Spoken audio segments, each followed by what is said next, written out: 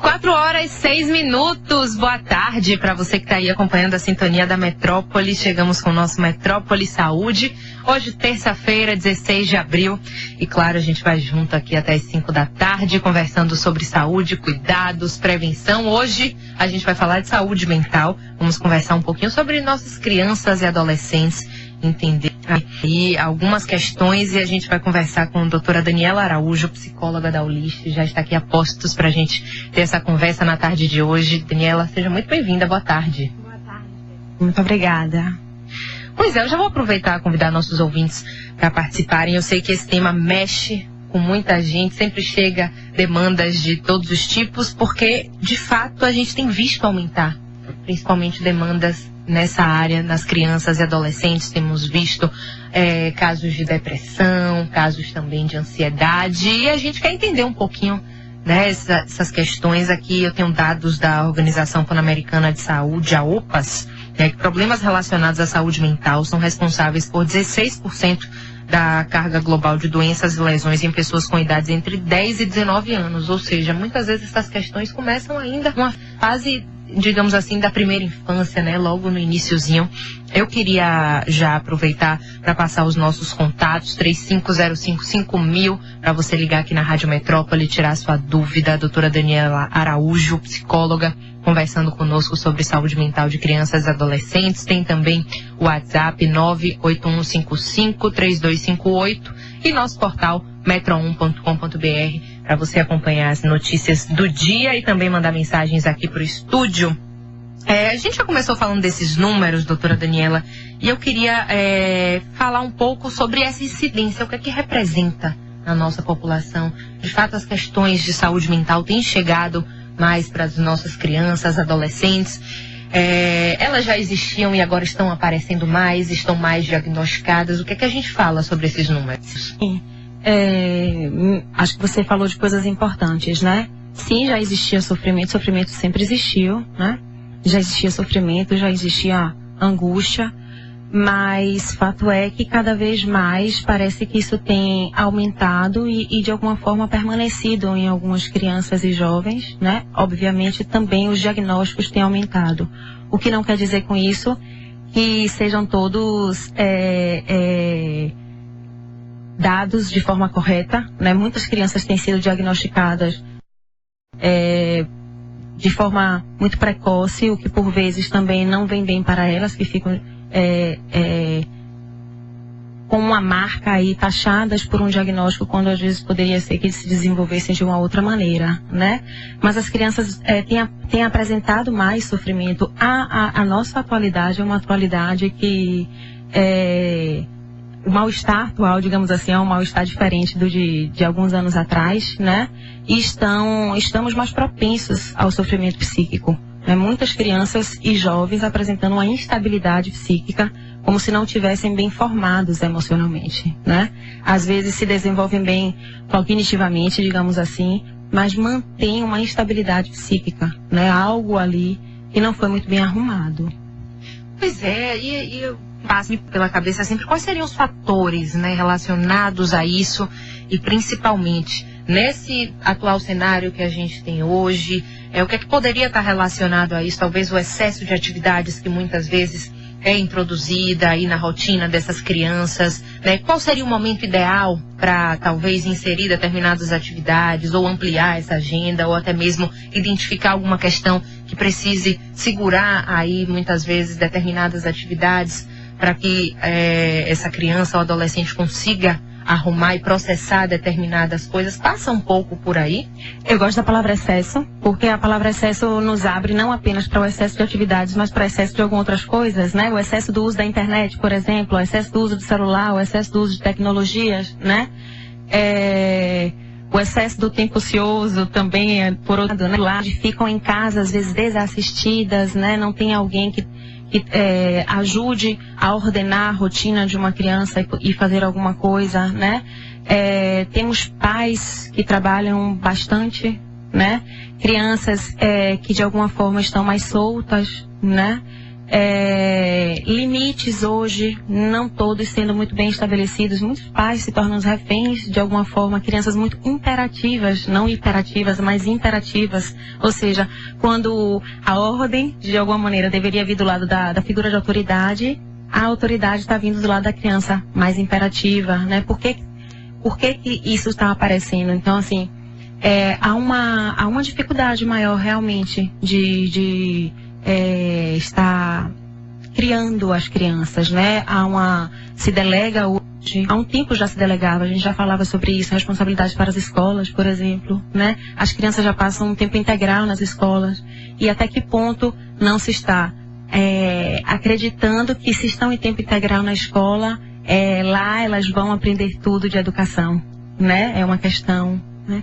Tem um pouco desse distanciamento das figuras de responsabilidade, eu diria também, né?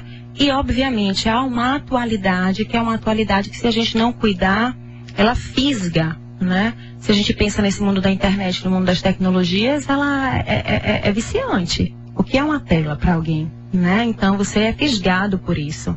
Se não tem alguém que barre, ela vai passar horas ali vendo televisão, na internet, não vai descobrir outras formas de poder viver o seu dia a dia.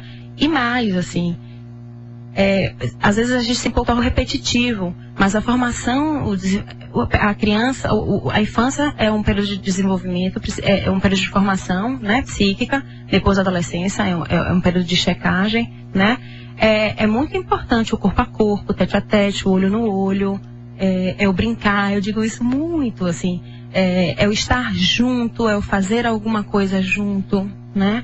Isso tem se perdido um pouco. Isso vivenciar a infância, sim, talvez a forma como a infância é vivida e como determinadas questões são passadas naquele período podem influenciar nessas questões e principalmente o surgimento de algumas patologias de saúde mental. Eu queria até entender o que é que de fato chega no consultório quando a gente fala de crianças e adolescentes.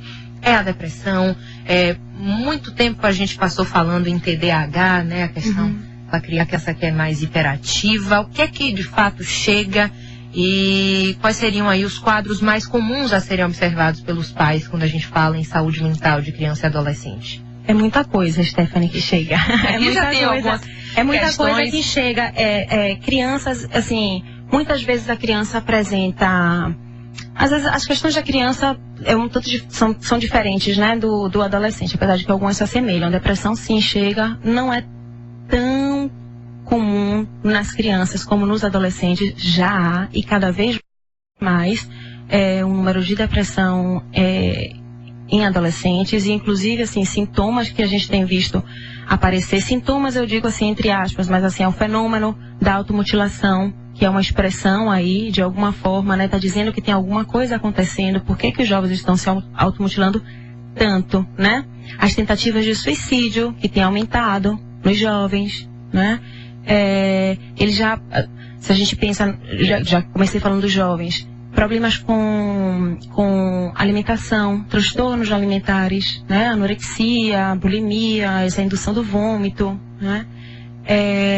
E obviamente outras questões. Mas é o inverso também, talvez uma ansiedade refletida também no excesso de alimentação e aí vindo a obesidade num contraponto com isso também, sim, pode ser um reflexo? Sim. E se a gente pensa na obesidade, a gente está falando de alguma maneira de compulsão, e falando de compulsão nos remete também ao tema das drogas, que tem aumentado muito entre os jovens. Muito. Inclusive, sim, aumentando o número de internações de jovens e de internações relacionadas ao tema também, né? E as crianças apresentam também outros sintomas. A gente tem sintomas, tem crianças às vezes que já apresentam um quadro mais claramente depressivo, mas podem apresentar às vezes outros sintominhas, né?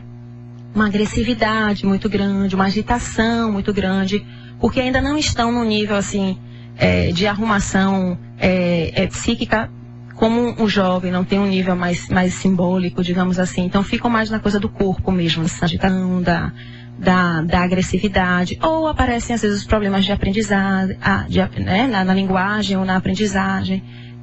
Pode aparecer problemas alimentares, às vezes é o xixi, e assim, a dificuldade, a enurese noturna, ou não consegue defecar, segura muito. O sintominha vai aparecendo de formas diferentes, né? Ou acentuado. O toque, crianças que apresentam toque. Então são uma idade comum, que seria comum de serem identificados esses sintomas? Ou isso vai depender de caso a caso? Não há uma idade específica, não. Vai depender de caso a caso. É literalmente de caso a caso, né? Mas, assim, é importante já observar seus filhos, né? Observar principalmente, assim, da forma como eles vão vivenciando o dia a dia. E é a partir do momento em que algo começa a se apresentar diferente, pode ser um indicativo de que alguma coisa não vai bem, né? Olha, a gente tem muitos pontos para conversar hoje aqui. Eu tenho alguns questionamentos, tem os questionamentos dos nossos ouvintes e tem Bruno aí na linha 3, a gente já vai começar por ele. Boa tarde, Bruno. Boa tarde. Pode falar? Pode sim, pode ficar à vontade. A gente está com a doutora Daniela Araújo, psicóloga, conversando sobre a saúde mental de crianças e adolescentes. Vamos lá. Então, vamos agradecer aí a doutora, você, né, a oportunidade. Eu não sou um bom falante não, embora a minha matéria-prima seja a palavra, né, que eu dou aula para criança e adolescente. Não vou entrar aqui na escola específica e tal, mas o fato é que comprometer a formação das crianças e dos adolescentes é crime, né? E eu quero dizer o seguinte, os professores, atualmente, com as condições terríveis de trabalho, do ensino fundamental, estou falando, né? Professor que não tem tempo de preparar a aula, que tem uma carga absurda, né, de trabalho, ele vai comprometer a formação das crianças e dos adolescentes. Isso aí é crime.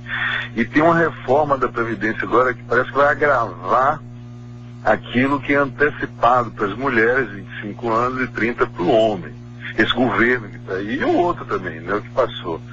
Então, eu gostaria de saber o seguinte, como, vamos entrar na questão mental, das doenças mentais. Então, o professor, ele tem doença hoje, desde varizes e pregas nas cordas vocálicas, até alas inteiras em São Paulo. Eu estou na Bahia aqui, eu sou daqui. Mas a gente tem conhecimento que alas inteiras tem só professores mentais. Eu, por exemplo, esse ano já fui ameaçado.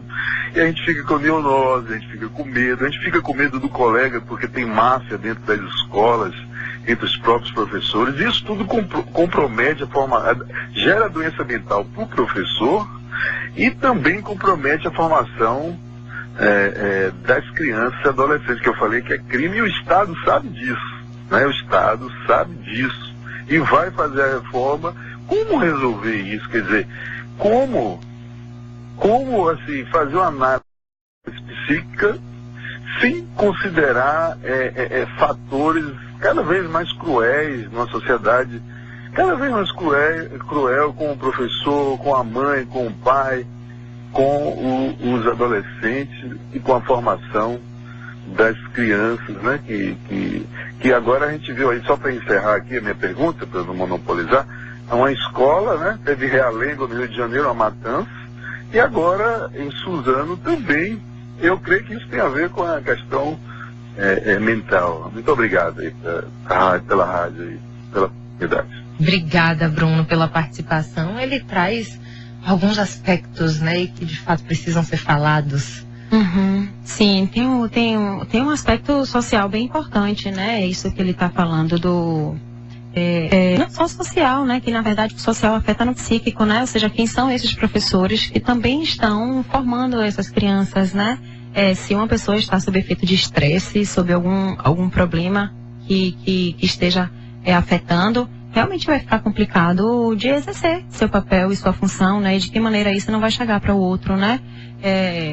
Mesma coisa a gente pensa, já vou fazendo algumas analogias, né? A partir do ponto que ele fala, a gente pode ir pensando em outros pontos, né?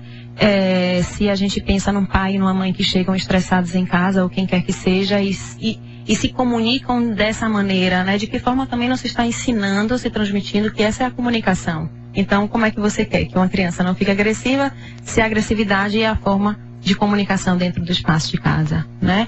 Então, realmente é importante que a saúde mental, digamos assim, dos professores esteja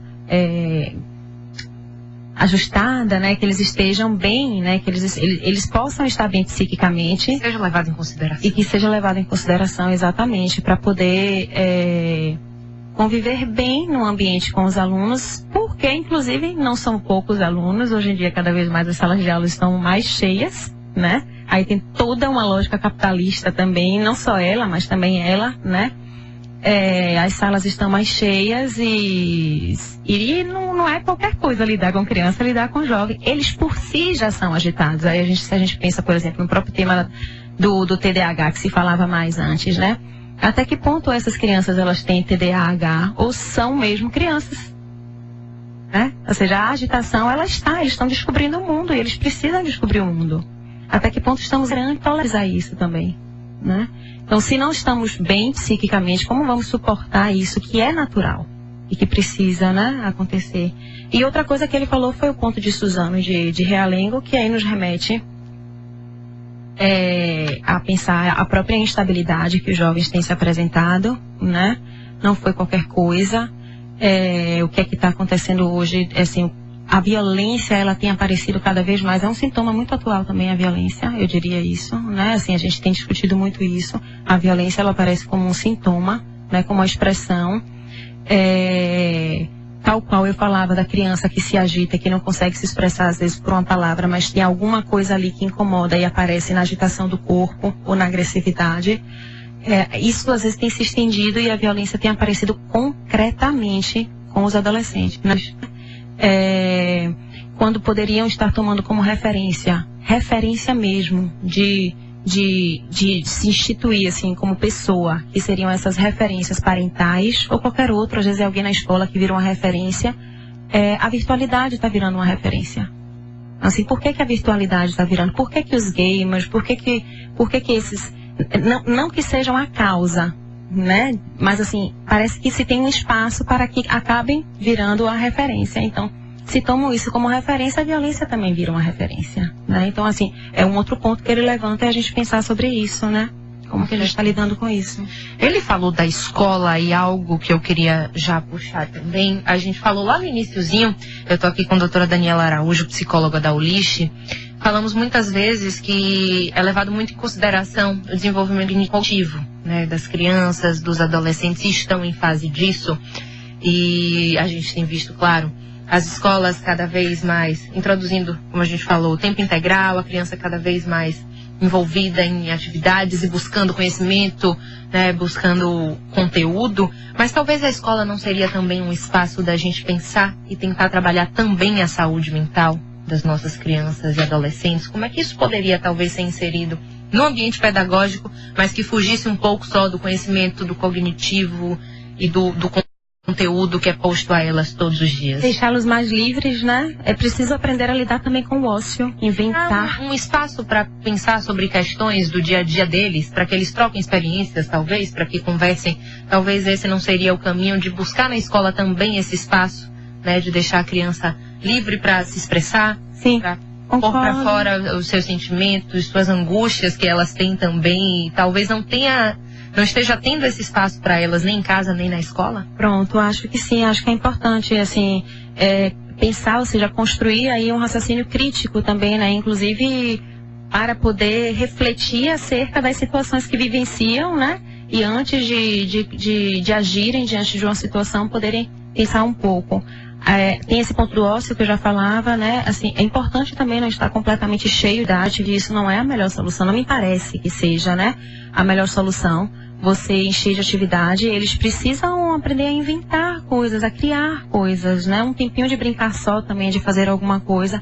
E, obviamente, assim, construir uma crítica, pensar, é importantíssimo. A leitura permite muito isso, né? As discussões, rodas de conversa, por exemplo, abrir temas livres. Isso funciona muito bem com jovens. Funciona com todos, né? Os próprios temas transversais que algumas escolas ainda conseguem trabalhar são bem interessantes, né? Que não são temas curriculares, mas aí vão trabalhar cidadania, sexualidade, alguns temas transversais. Fazer uma abertura para isso dentro da linguagem de cada um, dentro da forma de cada um, ou seja, é muito diferente você conversar sobre sexualidade com uma criança de 3, 4 anos, que sim, você pode conversar sobre isso com uma criança de 3 anos, do que você conversar com um jovem já de 17 anos, né? Mas você dar essa abertura, me parece muito importante, assim. É uma possibilidade de colocá-los, inclusive, dentro da situação. de não só ficarem escutando, de não só ficarem recebendo do outro, mas deles implicados na situação, poderem falar, ou seja, minimamente, para eles falarem, eles vão ter que se pensar na situação. Isso é super interessante. É um exercício muito bom para se fazer em casa também. E olha, a gente está aqui numa conversa boa, mas tem ouvintes querendo tirar dúvida, participar conosco, tem perguntas aqui sobre alguns assuntos, a gente atende na sequência. Emanuele, na linha 3. Boa tarde. Boa tarde. Doutora Daniela, eu estou com várias dúvidas. Eu tenho uma adolescente com 12 anos, sendo que nós nos separamos da mãe dela tem 6 anos. Sendo que ele esqueceu a filha, apagou a filha da lista de contatos dele. Final do ano, aniversário dela, então isso é alienação parental. E ela está refletindo isso de certa forma no estudo. Eu não estou sabendo como, não sei nem a palavra correta, porque ela está muito revoltada e ela era muito apegada a esse pai. Como é que eu posso ajudar minha filha? Eu levando ao psiquiatra ou psicólogo? Oi, Emanuele. Boa tarde. Eu acho que você já começou, já estou respondendo. Vamos lá. Eu acho que você já está na direção, né? Pensando em levar ao psiquiatra ou ao psicólogo, já está na direção.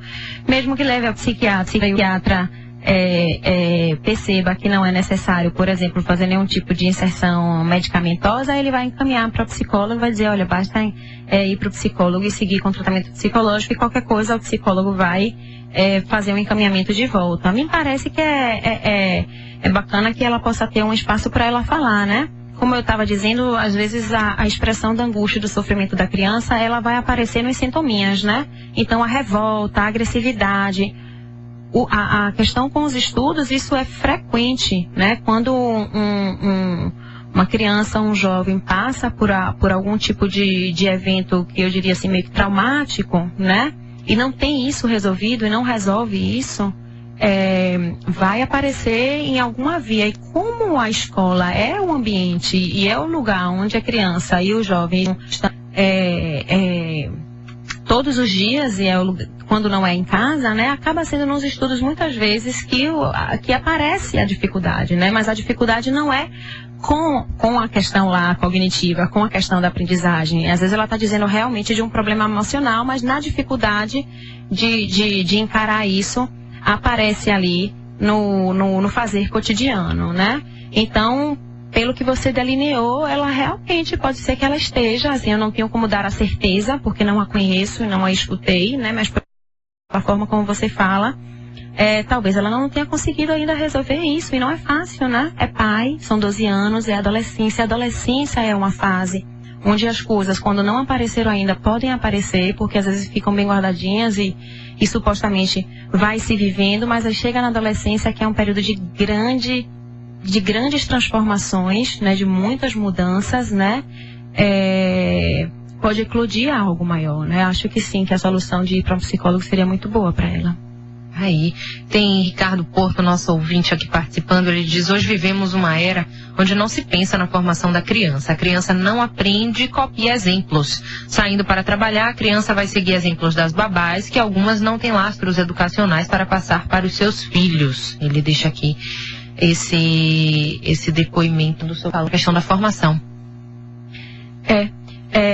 Bom, é importantíssimo a coisa dos exemplos, né? Como eu dizia, né? Se os pais, por exemplo, né? Ou outras figuras parentais, eu falo pai, pode ser pai, mãe, mãe, só pai. Quem cuida, o responsável, quem tá ali no tete-a-tete no dia a dia. Exatamente. Inclusive, avós hoje em dia são, assim, fundamentais nas formações das crianças, né? Eles dão um suporte muito grande por conta de todo o problema de tempo de trabalho que os pais precisam hoje, né? E realmente a criança, mais do que o jovem, porque como eu disse assim, a formação maior está lá na infância, o jovem vai ser, a adolescência é a período de checagem. Precisa de referência, precisa de tomar algum ponto de referência, algum ponto de identificação, né? As babás, não quero dizer que sejam mais referências, não. Assim, ele esteja trazendo um caso assim, mas as babás às vezes são boas referências também, desde que os pais também transmitam uma forma ali de fazer dentro de casa, né? Quantas crianças e quantos jovens não chamam as babás de mãe e ficam com essa marca aí para o resto da vida, né? E não dizem mais uma na minha família, né? Mas as crianças e os jovens precisam de referência, principalmente as crianças, né? Falamos de tecnologia e quando ele fala em babás, me vem sempre à mente muitas vezes a tecnologia sendo usada como babá, e a gente tem visto isso cada vez mais. Então, às vezes pai e mãe, sem paciência, já está ali saturado com determinada questão, taca a criança lá no tablet, na televisão, e voltamos àquela questão do excesso de telas, o excesso de tecnologia, e muitas vezes a criança saindo da rua não vai mais brincar, não tem mais vezes interação real com outras crianças. Como é esse aspecto da tecnologia e como é para pais e mães, a gente sabe da correria também, muitas vezes da dificuldade de no dia a dia administrar, como dosar o uso dessas tecnologias? Pronto. Às vezes o tablet funciona um pouco como um cala-boca, né? Chegar em casa cansado também não aguento mais zoada, toma aí esse cala-boca. É interessante, às vezes no próprio restaurante, né? Se a gente prestar atenção, vemos, né, as crianças com seus objetos tecnológicos, né? Os pais conversando ou também com seus objetos tecnológicos, né? É preciso tomar muito cuidado, né? É preciso limitar, sim. Dosar, quando você usar, né? É preciso dar limite, não dá pra ficar o tempo inteiro, até porque não tem como a gente prever o que é que eles estão acessando ali dentro, né? É preciso olhar também, prestar atenção no que o filho, no que a criança está fazendo, né? É preciso dar um tempo também para o filho, olhar o seu próprio filho, olho no olho, e não só ficar no tablet, né? Se prestar ali um tempo a brincar, né? A sentar no chão e brincar, né? Por mais que chegue cansado, dá uma abertura nesses momentos em que você sente que você está junto, para a criança poder falar, para o jovem poder falar e perceber que tem ali no pai, na mãe ou na figura lá de referência uma pessoa, um lugar de escuta, que é justamente o futuro lugar de escuta no momento de um sofrimento que estiver sentindo, ou de uma dúvida que tenha, ou de um questionamento, e vai ter a quem direcionar, aí fica a marca da referência. Esse canal de conversa não é estabelecido, muitas vezes não é essa figura de referência que a criança ou o adolescente vai buscar. E o Google vai virar, por exemplo, né? Você já vai lá procurar no Google a resposta para sua pergunta, e não vai lá no pai ou na mãe, por exemplo, né? Então, tomar muito cuidado com esse elo, né? Para que se tenha, para que o jovem, para que o filho possa ter uma garantia de que tenha esse lugar, e vai fazer o uso das tecnologias. Mas assim, as tecnologias, elas não vêm só para o mal, elas vêm para o bem também. O quanto não estão ajudando, né? O quanto não... Como nos servimos bem das tecnologias? Agora mesmo estamos nos servindo da tecnologia para ver algumas perguntas, né? Então, assim, nos servimos também dela, mas saber fazer bom uso disso. E com criança e com jovem, a gente também precisa estabelecer limite. Mas estabelecer limite não é só dizer assim, não vai fazer e pronto, e disse você não vai fazer. É sustentar o limite, né? Ou seja, se eu disse que é 2 horas que é para parar 2 horas. E se não parou, então... É preciso rever o que vai fazer. Não adianta você dizer para parar 2 horas, 2 horas não para, vai chegar no outro dia, você diz que é para parar 2 horas, 2 horas não para, você vai perder o controle com o filho. Aí vai, de alguma forma, estar se entregando também, a ficar um pouco refém aí do filho, como aquele que vai ser o imperativo, e não o pai ou a mãe como referência. Está no horário do intervalo comercial, vamos ali bem rapidinho. A doutora Daniela Araújo, psicóloga da Olist, continua aqui conosco. A gente vai seguir falando sobre saúde mental de crianças e adolescentes. Priscila, agora que ela já passou mais informações pra gente, na volta a gente já segue com sua pergunta e com as outras que estão chegando por aqui. Daqui a pouquinho a gente está de volta. Estamos apresentando Metrópole. 4 horas 40 minutos, a gente está de volta com o Metrópole Saúde. Hoje recebendo aqui a doutora Daniela Araújo, psicóloga da Olist. A nossa conversa é sobre saúde mental de crianças e adolescentes. A gente entrou por diversos temas nesse primeiro bloco. Falamos um pouquinho dos principais sintomas, como isso pode ser refletido no comportamento das crianças. Falamos dos adolescentes também. A gente vai seguir, eu prometi voltar com a pergunta de Priscila. Ela diz aqui: doutora, boa tarde, meu filho é muito ansioso. Se eu prometer alguma coisa a ele, ele nem dorme. Quais os cuidados devemos ter com ele? Porque tenho muito medo dele ficar com depressão. Tenho medo da educação dele e amanhã e depois ele ter algumas sequelas. Eu não vivo com o pai dele, sou pai e mãe ao mesmo tempo. Tem 9 anos e faço o que posso para estar junto com ele, dar carinho, atenção, etc. Olha, Priscila, a depressão acaba sendo um mal que amedronta, né? Mas não necessariamente quer dizer que crianças ou jovens vão ter depressão porque sofrem, né? O sofrimento tá para todo mundo, a angústia tá para todo mundo, né? É preciso ver direitinho essa ansiedade do filho, o que é que está acontecendo, né?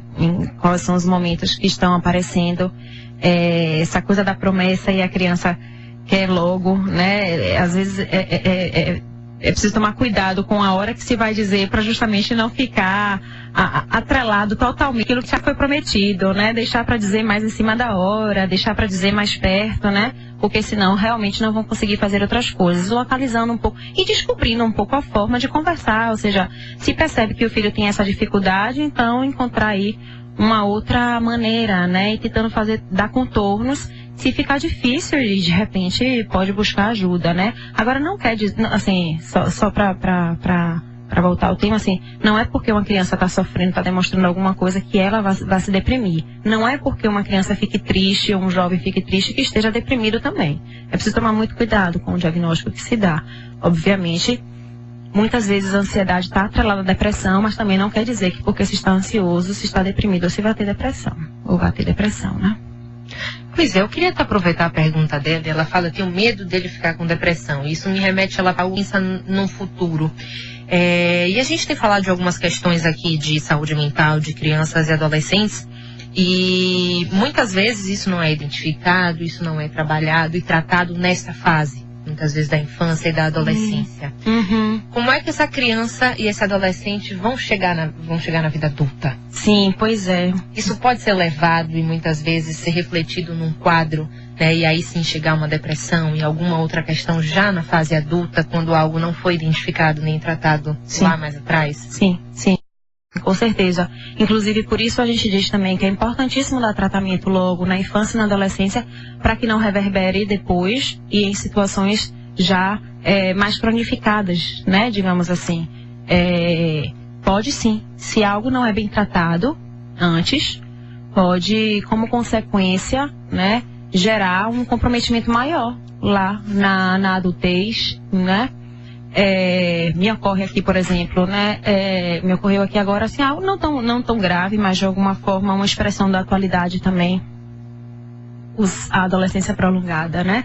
Quantos filhos têm dificuldades, às vezes, de sair de casa e ficam durante muito tempo em casa porque alguma coisa não foi resolvida, alguma questão ali, né, de amadurecimento, né, ficou enodada, não se resolveu e se permanece numa postura mais infantilizada, mais pueril e não consegue dar conta da própria vida, né, não é tão drástico como um problema de depressão, mas de alguma forma diz de algo que não foi bem resolvido, que não foi bem elaborado, né, mas outros problemas podem sim se agravar se não observados, né, e se não tratados, e podem gerar problemas maiores, problemas mais sérios, né? Ou seja, um reflexo dessa fase de infância e adolescência chegando na vida adulta, seria basicamente isso. Sim, e ao mesmo tempo, se bem tratados, lá mais tarde, se a gente pensa, um próprio quadro de psicose, que já é uma doença mental mais grave, né? Mas ele pode ser, de alguma forma, ele pode ser percebido desde a infância, né? As esquisitices, alguma coisa do funcionamento da criança que não vai bem, do jovem que não vai.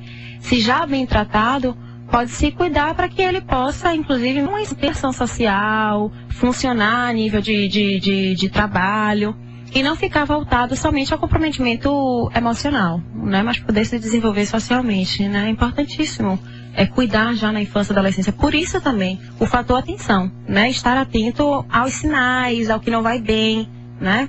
Eu queria até te perguntar quais seriam, né, esses sinais, o que é que precisa ser observado e principalmente identificado, dizer não, isso aqui eu preciso realmente de um suporte, a gente tem que tratar isso aqui? Principalmente, eu acho que um exercício de pais e mães e que sempre tem essa dúvida, né? Qual é o limiar, por exemplo? Aqui tem uma pergunta sobre isso.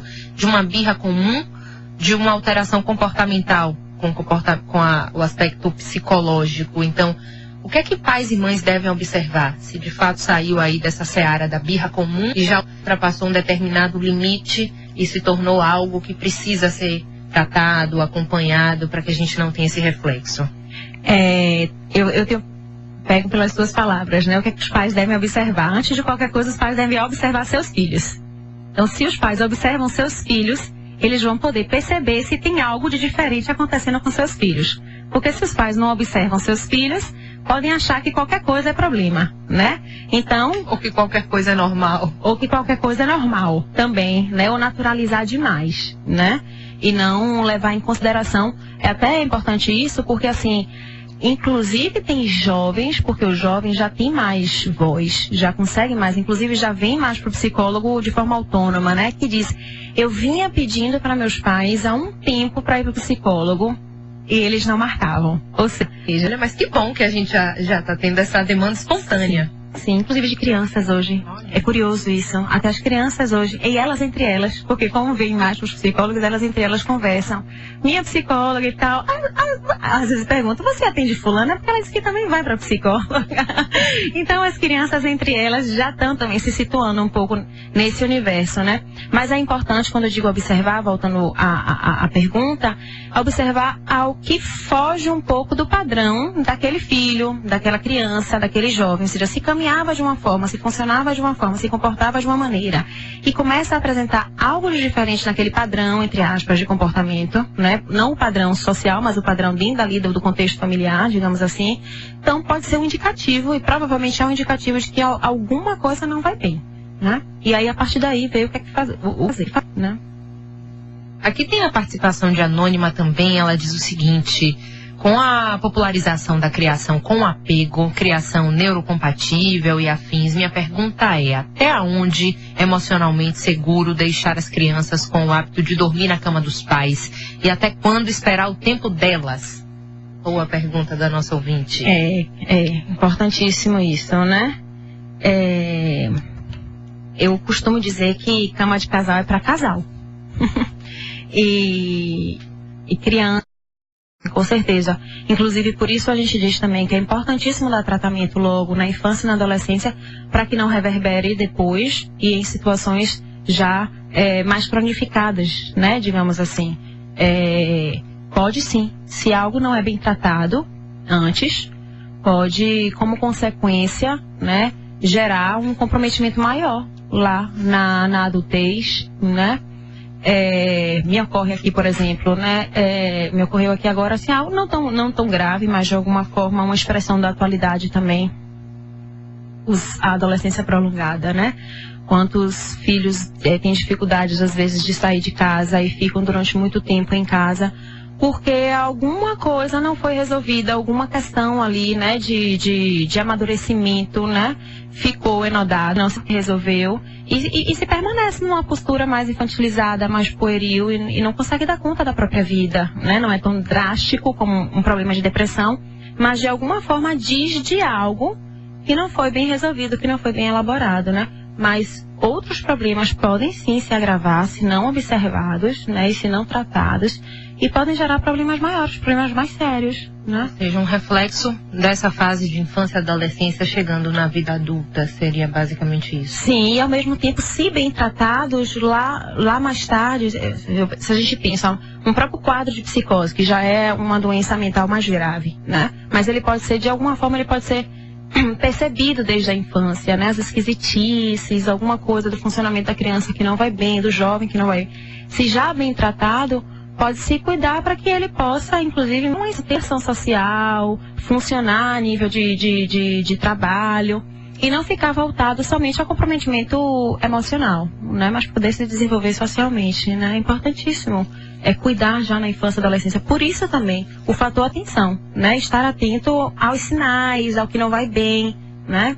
Eu queria até te perguntar quais seriam, né, esses sinais, o que é que precisa ser observado e principalmente identificado, dizer não, isso aqui eu preciso realmente de um suporte, a gente tem que tratar isso aqui, principalmente eu acho que um exercício de pais e mães e que sempre tem essa dúvida, né? Qual é o limiar, por exemplo? Aqui tem uma pergunta sobre isso, de uma birra comum, de uma alteração comportamental com o aspecto psicológico. Então, o que é que pais e mães devem observar? Se de fato saiu aí dessa seara da birra comum e já ultrapassou um determinado limite e se tornou algo que precisa ser tratado, acompanhado, para que a gente não tenha esse reflexo.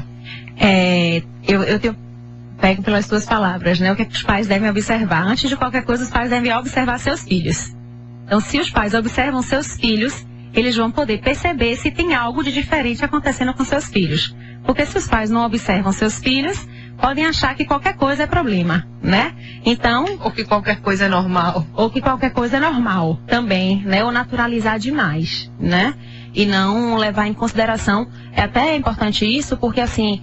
Inclusive tem jovens, porque os jovens já têm mais voz, já conseguem mais, inclusive já vem mais para o psicólogo de forma autônoma, né? Que diz, eu vinha pedindo para meus pais há um tempo para ir para o psicólogo e eles não marcavam. Ou seja, mas que bom que a gente já está tendo essa demanda espontânea. Sim, inclusive de crianças hoje. É curioso isso. Até as crianças hoje, e elas entre elas, porque como vem mais para os psicólogos, elas entre elas conversam.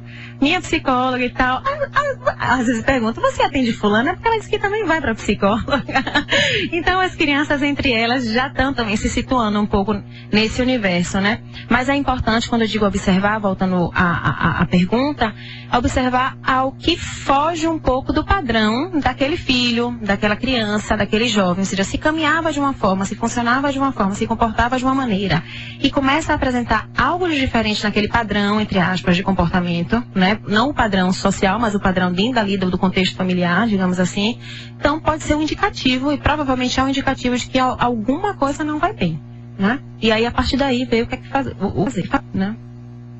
Aqui tem a participação de Anônima também, ela diz o seguinte: com a popularização da criação com apego, criação neurocompatível e afins, minha pergunta é, até onde emocionalmente seguro deixar as crianças com o hábito de dormir na cama dos pais? E até quando esperar o tempo delas?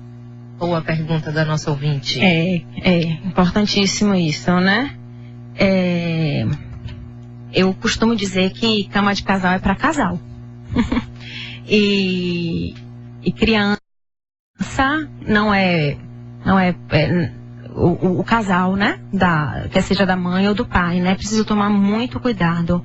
A infância é um período onde eles ainda estão dependentes de outros, né? Mas já começam aí criando algumas autonomias, já precisam ir fazendo algumas coisas por si, minimamente arrumar os brinquedos no quarto, né? O período noturno é um período onde eles estão também sozinhos, né? É um período de alguma forma de encarar o próprio medo, né? Que pode ser que venha a surgir, né? A caminha delas é como se fosse assim, metaforicamente, subjetivamente, pensando, né, de forma subjetiva, um espaço próprio. Elas precisam ir dando conta de se fazerem indivíduos.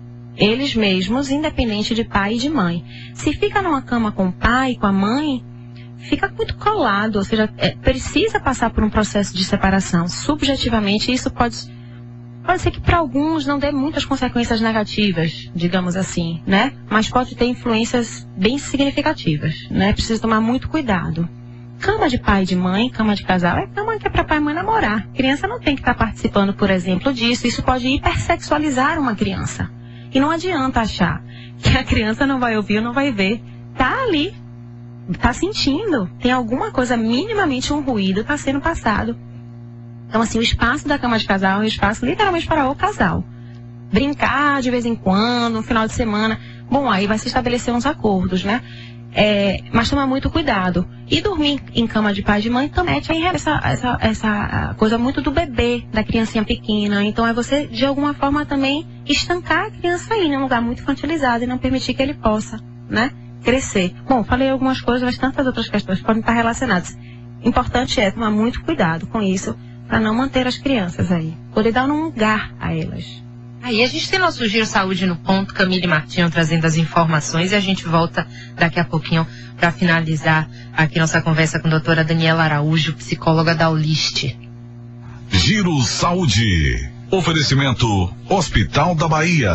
Excelência e referência no tratamento de combate ao AVC.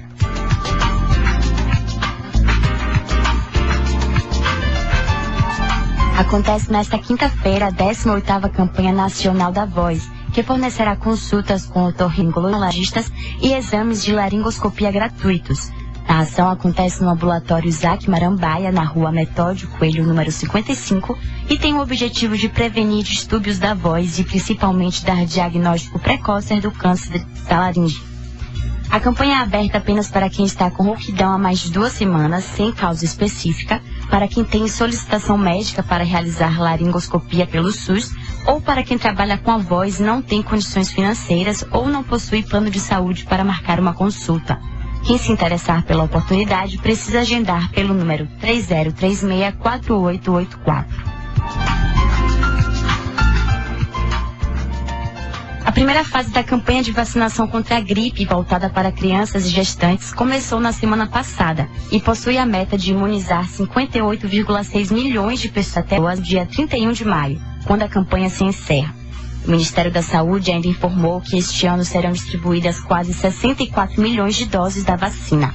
A partir do dia 22 de abril começa a segunda etapa da campanha, voltada para trabalhadores de saúde, idosos, indígenas, professores e pessoas com doenças crônicas.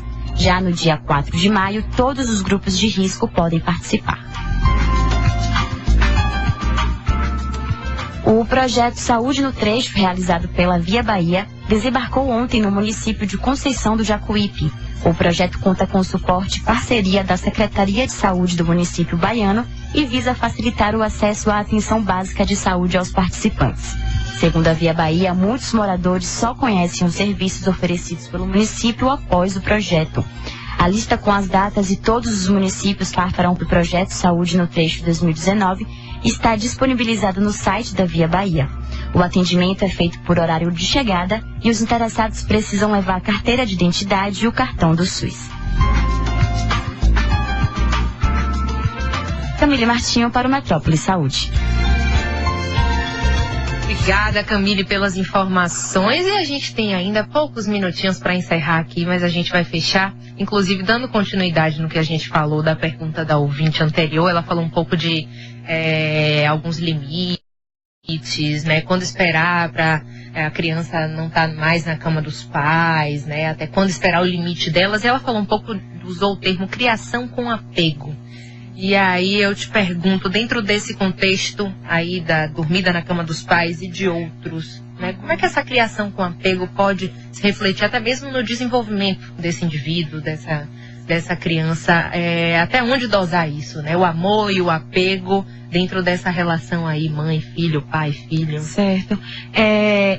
Vamos lá, vamos seguir um pouco por uma outra via, também tocando nesse tema. Para ter o apego remete à ideia de que estão juntos, né? Você pode demonstrar o apego, demonstrar o afeto, demonstrar o amor de uma outra maneira, que não é necessariamente na cama, né? Você pode justamente brincar, estar em outros momentos com o filho, sair na hora de levar para a escola, ir conversando e demonstrando assim um afeto, né? O apego dá a ideia, às vezes, de estar muito junto, né? De estar muito colado, né? É importantíssimo e imprescindível que o amor esteja presente. A formação, né, subjetiva, ela pede, né, que passe pelo amor também, o amor que vem aí das figuras parentais, né? Mas não quer dizer que para amar, para demonstrar amor e para que a criança se sinta amada pelo outro, né? Ou seja, o amor, inclusive, é a referência de um lugar do outro, né? Sabe que tem um lugar no outro, ser amado pelo outro. Não é necessário que seja constante e que seja o tempo inteiro, e que precise estar tão junto, né? Inclusive, até uma observação, às vezes a criança que dorme muito com os pais, ela chuta muito, se torna muito agressiva, às vezes é um pedido até inconsciente de separação, né? Porque está tão junto que ela está precisando se desfazer. A criança, ela precisa se juntar mesmo mas ela precisa se juntar para depois se separar, digamos assim, né? Então, o amor se constrói na presença, mas não necessariamente na presença excessiva, na presença e na ausência, né? Então, quando está presente, se participa, tem ali o olho no olho, corpo a corpo, as palavras que são ditas, as conversas, etc. Mas na hora que sai para trabalhar, meu filho, sua mãe está indo trabalhar, seu pai está indo trabalhar, te amamos, daqui a pouco a gente está de volta. E quando volta, aproveita. Então é um jogo de estar e não estar, né? Precisa tomar cuidado realmente com o apego em demasia, assim, com o exagero, né? Com os exageros. A gente começou pelo excesso e termina pelo excesso. Falando de excesso, exatamente. A gente vai deixar essa mensagem aí para os nossos ouvintes. E claro, já agradecer aqui a participação de doutora Daniela Araújo, psicóloga da Ulisc. A gente falou sobre saúde mental de crianças e adolescentes. E um pouquinho de cada coisa chegou por aqui. Foi importante para a gente deixar boas mensagens e principalmente, né, como conduzir aí esse desenvolvimento dos filhos e nesse cenário que a gente tem hoje, né, de tecnologia, de rede social e de excesso de informações e de atividades, como a gente começou falando. Doutora Daniela, muitíssimo obrigada pela participação. Uma boa tarde. Eu que agradeço. Boa tarde.